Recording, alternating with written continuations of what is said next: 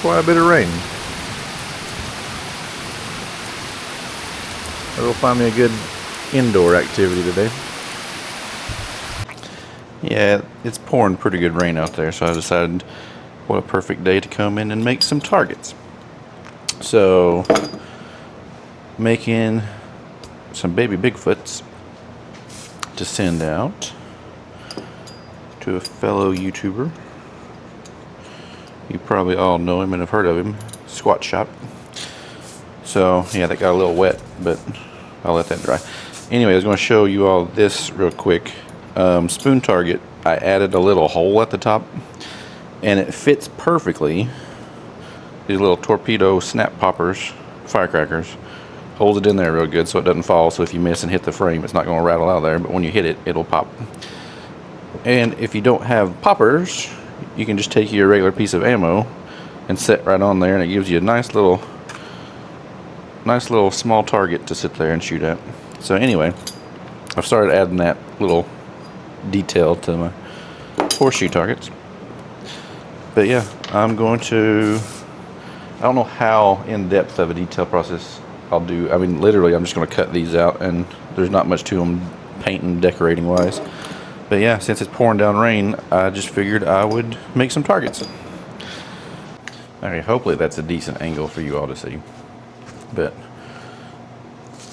he had mentioned that he always wanted a gorilla swing from a lag bolt. But instead of that, I'm going to try to cut this out and then make it where I weld two nuts on there so I can hang it from a string. Because you'd have to have a long lag bolt, and I'm not sure what he has in his catch box or anything. So that one should be pretty easy. I'm going to make that out of the thinner. That's probably 1/8 inch steel, because it's going to sit there and swing, and so it shouldn't bend as much when it absorbs the impact.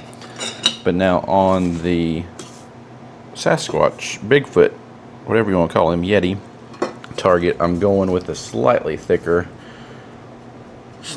steel, because I don't want his little legs to be so thin, and then when you hit him and hit him and hit him, he'll bend over the ute. I want to last, and I was trying to decide if I wanted to do a smaller Bigfoot or like just a little bit larger. I mean, I'm not sure how big of a difference you can tell size wise, but it's probably about maybe 20% bigger. But I think, because he said he wanted a freestanding target too, so I think I'm going to go with the bigger one and then make it so his feet can attach to the horseshoe so we can use that as a stand. And then I'm going to weld a little tab on there so I can screw in the base and make it removable, so I can flat pack ship it cheaper. So that's the goal. Like I said, I'm not sure what all I'm going to show you on the video, because it does take quite a bit longer to record while you're making stuff. So, but yeah, I will get started. 3M Super Strength Spray Contact Cement. I think that's what it's called. Yeah, contact cement. Contact adhesive. Yeah, it's contact cement. Spray on the back of it. Like hairspray for men. I'm going to give that about a minute, 2 minutes to tack up so it doesn't stick permanently. You want it to be more like a post-it note so you can get it back off. I might as well do this one while we're here. I just pulled that out of the scrap bin, so hopefully that's big enough to make this little ape target, gorilla, because we don't want to waste any scrap metal. So yeah, I'll get back to you when I get that stuck on there, and then over to the bandsaw. Also, while I'm doing this, I'm still getting comments on the 40th birthday slingshot giveaway. So I'm going to post a link to that in this video too. You've got till July 22nd to get your entries put in. Love seeing all the comments, love seeing all the, trick shots coming in. So yeah, get your trick shot videos in before July 22nd. Now, one thing I'm going to go ahead and do first. So when you're using a bandsaw, it's hard to get in here to all these little detailed parts, especially his hands. So I'm gonna take a drill bit and drill those out so I don't have to worry about it on the bandsaw. But also I'm gonna get this part done before I cut it out, because it is hard to hold something this small without the drill press ripping it out and cutting your hands. So I'm gonna cut those out, or drill those out real quick, just to save me some headache later on.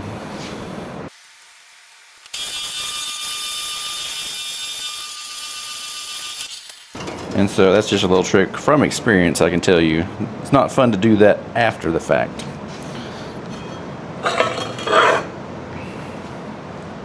Update on the rain situation. Are you ready? Here we go.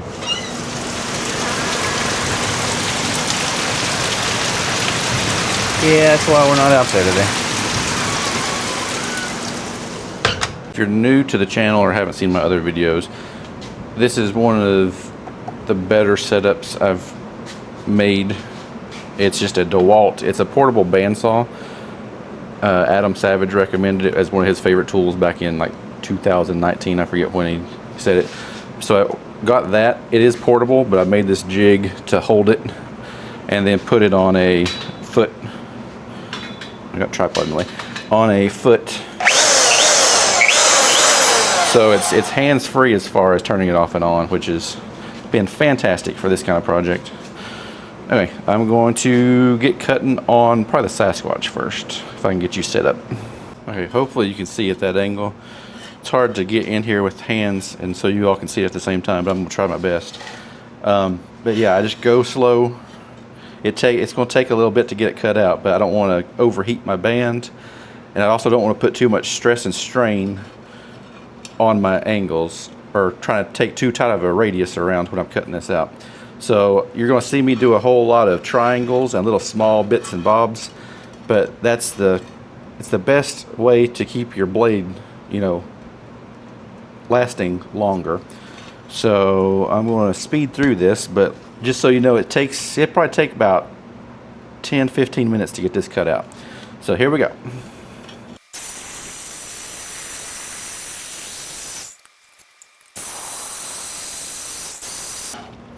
Now we've reached a limitation of this saw and the way it's set up. I can't cut any deeper because I'm hitting the back. So I have to keep that in mind when I'm making my cuts. And I'm going to back it out, turn it around, and come from the other angle.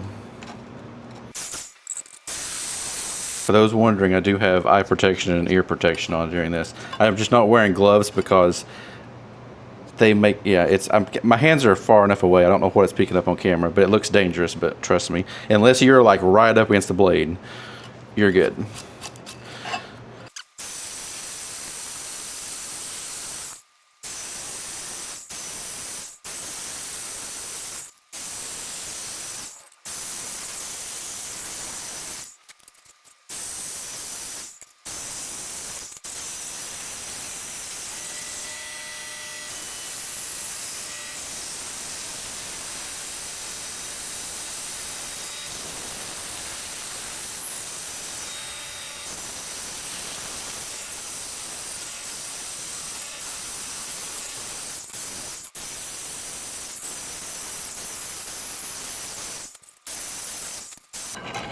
Now you can start to see what I mean about order of operations. So I can't make this cut because this is in the way and I can't push it back that way. So I'm going to go ahead and do the top part and then come back to this part. I mean, it's a simple process. It's just you got to figure out where to cut when. And like I said, take your time, not in any hurry. But that is the limitations to not having like a water jet, or a CNC machine. But it's what I'm dealing with right now. So here we go.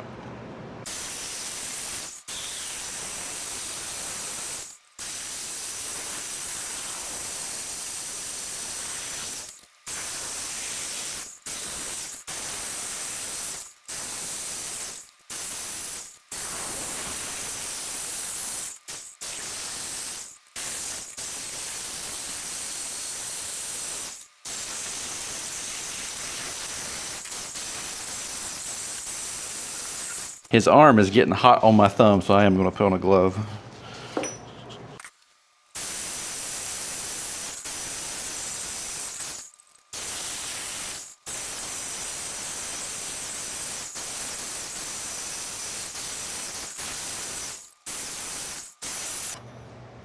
Yeah, those little chips get down in there. You just have to pry them out. Keep going.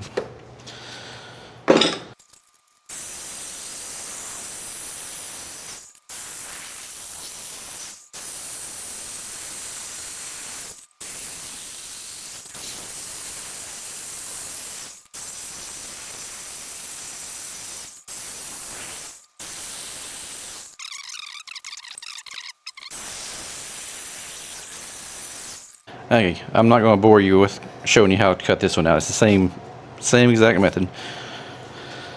Okay, that ape was a little bit trickier than I was expecting, but it came out pretty good. Alright, so now to get the paper off after you've used the 3M spray adhesive, I just use some brake clean. You just spray it on there and it peels right off.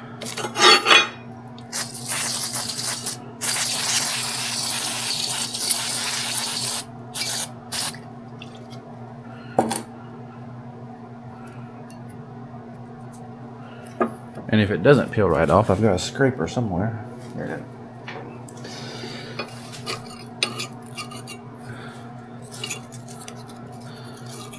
Now if you don't use the brake clean, you're sitting here picking off little bits and pieces of sticker paper, and that's no fun. Okay, so then I'll go back over that and get all the glue residue. Whoops, sorry. Not used to working with a camera in my face. Okay, so now I'm going to just go over with the Dremel and clean up the edges and then bring out some of the detail in like his face and arms and stuff like that. And then all we have left is to weld on how we're going to mount it. Okay, we're back. So I'm going to weld a nut on each hand on the back so I can thread paracord through there and he can swing from it back and forth. The only trick to that, first you have to figure out which way you want your monkey. So I think we're going to go this way, or should we go this way? I don't know, if you were a monkey, which way would you want to face?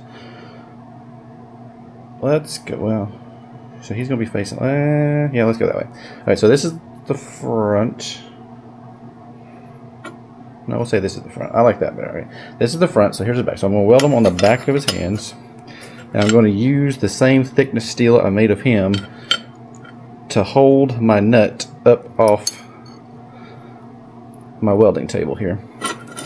And so that's my only trick, is when you're welding little bitty things and you've got welding gloves on, it is hard to sit there, even if you've got pliers, to sit there and hold the nut exactly, keep it from moving.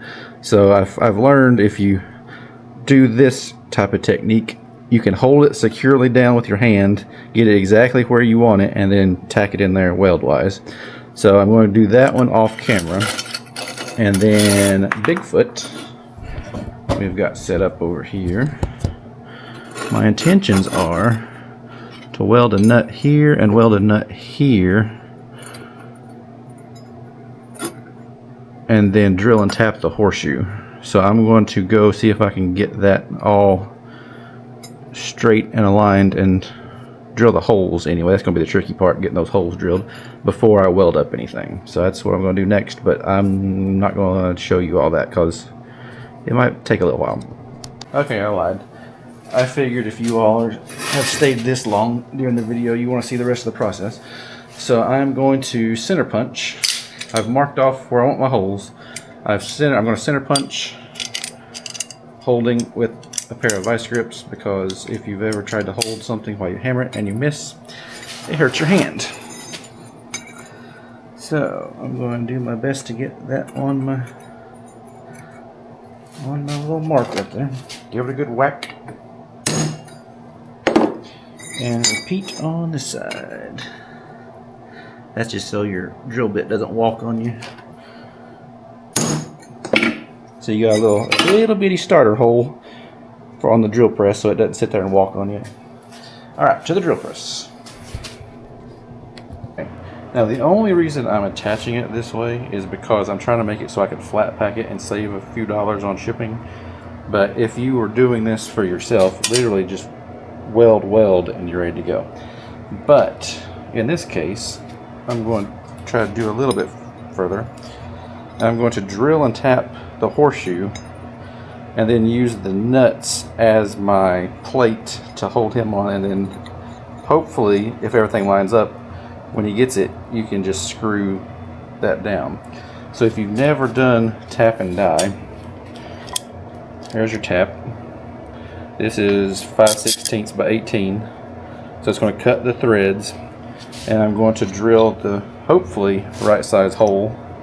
I can't read the number on that, but you want to go one size smaller on your hole when you drill through, so you have enough meat to catch your threads when you tap it. So I'm going to drill out my holes and then get the taps done. Now there's other videos. If you've never drilled and tapped something, there's videos that's going to explain it better than I can. But it's one of the better tools I've ever got for the shop. If you can drill and tap your own. So it comes with this big old set right here. At least that's the one I got. And so once you get something like that, that was like $150 investment. Once you get that, then if something breaks, if you need something rethreaded, or if you need to make your own threads, it opens a whole nother world of capabilities that you don't have to rely on somebody else to fix for you. Alright, I'm going to get this set up and drill 2 holes.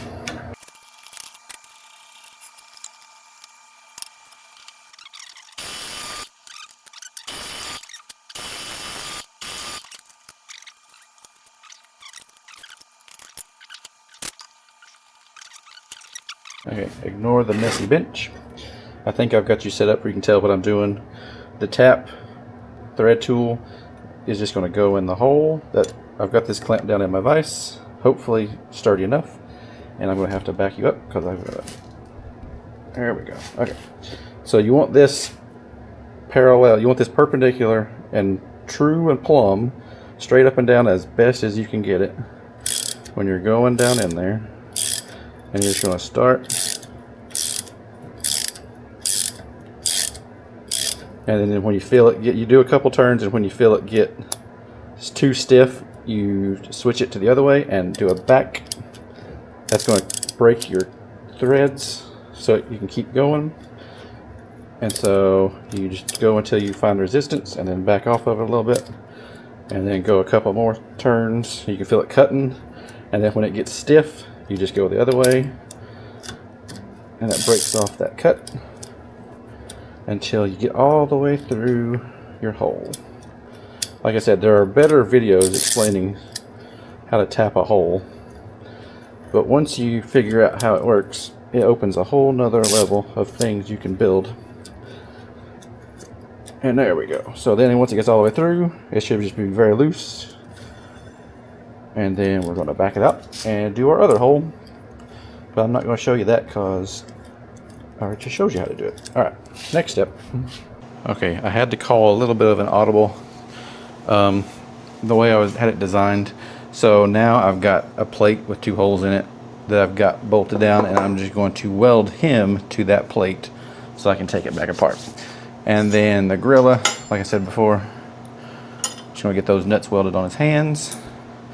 And I'm not going to show you the welding because last time I did that, I got slag all over my camera. So I'll come back when that gets done. Okay, got those welded up. They're still hot, but there he is. And there's Mr. Monkey Gorilla, and it's hot too. So I'm going to spray paint them with some of this flat black spray paint. I might do a little bit of detail work paint-wise on the ape so it looks more ape-like. I tried to I did not clean up the jagged edges on purpose because I think it gives it more of like the fur look. I don't know how well you can see that, but I am not going to touch those because those are still hot. So I'll get them painted, and then I'll do outro with the final reveal, if you will. But yeah, Leon, hope you like these, and I'll get them out to you soon. All right. It didn't turn out half bad. I've never done an ape before, a gorilla, so I didn't know exactly what he was going to look like, but that's not bad. And then we got little tiny Bigfoot, about the size of a soda can. Now, Leon, whenever you get these, just know you might have to hold your mouth just right to get these screws or bolts in, but they do fit, and once you get them in there you shouldn't have to undo them, but you might have to, might take you a couple tries to get those threaded down in that little slot. But yeah, hope you like them, hope you enjoy them. I kind of want to shoot them just to see what they sound like, but I'll let you post a video of what they sound like. And I'm throwing in a few other targets just for a challenge. So I've got the little bitty tiny duck charm is going to be the hardest one, but I have faith that you can hit that. So yeah, hope everybody enjoyed it. Everybody go to Squatch's YouTube and give him a follow if you're not already followed. And reminder, hit the thumbs up button. But yeah, that's the project, and we'll see what I can get into next time. Peace.